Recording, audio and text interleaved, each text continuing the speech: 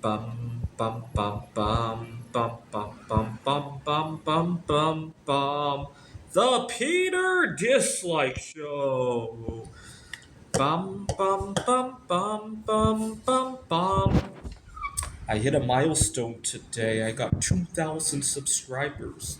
I gained 27 in the last 28 days, so about one a day nowadays.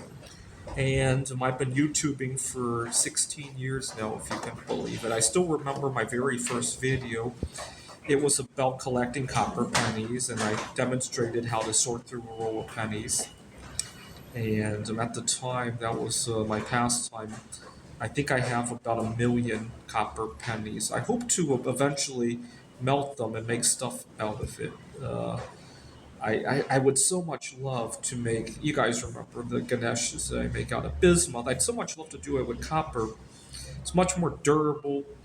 Unfortunately, it comes in a silicone mold. Right? It doesn't really hold up to copper kind of temperatures. I will figure it out eventually, but I want to melt them. It'll probably be more popular after we finally stop making the pennies later this year. Uh, but that was my first video, and then I eventually talked about investing in precious metals in general. And so, a year into the YouTube channel, I suffered a significant heartbreak. What had happened was I was dating a girl who took advantage of me financially, and I almost dropped out of school. I got myself in too deep, had a difficult time backing out of it, and the world is nasty when you get anything wrong, right? It was worse back then, but even today, get anything wrong in our society, it's like society just throws you out, whether it be a bad relationship, whether it be your fault or not, right? Could be an illness. I'll get to that in a second. I left the relationship and I came back stronger than ever because for 2 years I didn't want to date anybody. My revelation came when I went to a coin show shortly after breaking up with the girl. It was June 13th, 2010. I went to the coin show with the idea that I would go there and meet somebody new, but halfway through the show, I realized that I didn't really need anybody. There's a caveat though.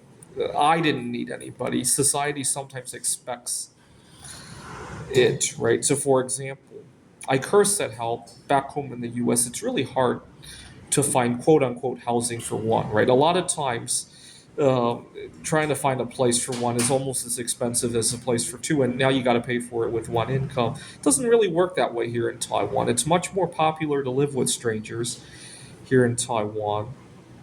I'm staying in a hostel. Some of these people in this hostel are living here long term. I know because I hear them renewing their lease here and stuff like that. Doesn't really work that well in the US, does it? I mean, I tried it, and you guys saw the results of that. Even when I was staying in a hostel in Houston, it doesn't help my difference in race and status, right? Uh,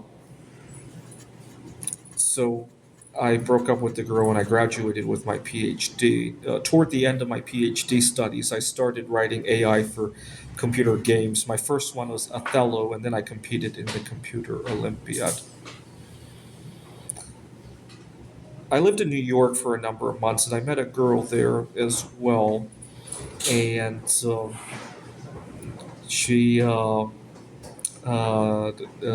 we still talk to each other, but she wanted children. Her mom was pressuring her to have children, and eventually she got a sperm donation of some sort and has a son. And I think they all live together with the grandmother. I can't remember if the girl was ever on a couple of videos. I eventually won a gold medal at the Computer Olympiad in 2016 in Othello, Lines of Action, and a few other games. I didn't start the backgammon AI until during the pandemic, and unfortunately, XG, one of the top ranking backgammon AIs, dropped out of competing in the Computer Olympiad. I've unofficially played my AI against his to see where I stand, and I'm well above his. In fact, nowadays I measure my AI by how much I can beat XG. I remember when I started, it was how at least not lose as badly, or it survived longer against XG. Um, and then I pivoted my career. I left a technology startup and started teaching at Washington Technology University, and eventually at the community college where I'm now teaching. During the pandemic, I spent some time living in the Rocky Mountains, and I still remember the day I had 1,000 subscribers because I was living in Wallace, Idaho at the time. In late 2022, I was upset. My channel started getting a lot of dislikes for some unknown reason. In order to appease myself, I started calling my show the Peter Dislike Show so that I could ask for dislikes, and so when I got them, I wouldn't be upset about it. And I modeled the show after the Peter Schiff show. I'm a big fan of Peter Schiff. In 2024, I once again was heartbroken. At the time, I thought I had a solid relationship with myself. But then I realized all the disadvantages, right? I talked about how housing for one often doesn't work very well. Also, when I was sick with COVID, the whole world just became very hostile toward me. And that's when I decided that maybe I should try dating again, but I had no idea where to start. And I started by asking some of my close friends and also even my YouTube subscribers. Anybody could set me up on a blind date. And when nobody was interested in that, I started offering a reward. I started small and I added to it. You guys remember. Eventually, the reward grew to include a 1 kilogram silver bar, a bunch of bismuth art, and a bunch of other crap. Right. And so my friend at church set me up on a blind date. I'll give you an idea. I was driving a beater car, and I have really bad luck with Murphy's Law. And so I decided that I had to head out early, just in case the car's going to die on me, just in case the car's going to explode on me. I got to go to the hospital to get treated for explosion. Just in case any of that happened, I could still make it to the date. So I ended up arriving like 3 hours ahead of time, and I did some sightseeing. And you know what? The sightseeing kind of calmed my nerves down anyway, so that was good. Now, my friend at the church, he didn't believe I was going to give him all that stuff, and when I did, he didn't want to take it. You can imagine somebody who's religious. I'm not as religious as he is. Um, but I told him my word is my word. I can't break that. And it got him interested in investing in silver. Long story short, he started investing in mining stocks as well, and he's doing really well as a result of that. It was kind of like God saying, he approved of my reward program. Here, let's add some to it, right? It kind of felt like that when I saw all the metals go up and and he got involved in mining stocks and he bought some more, and so all told, I gave away between. I've given rewards a number of times. Altogether, I gave away about 200 ounces of silver, about 100 pounds of bismuth, and various art that I made, and a few other art pieces that weren't metal related.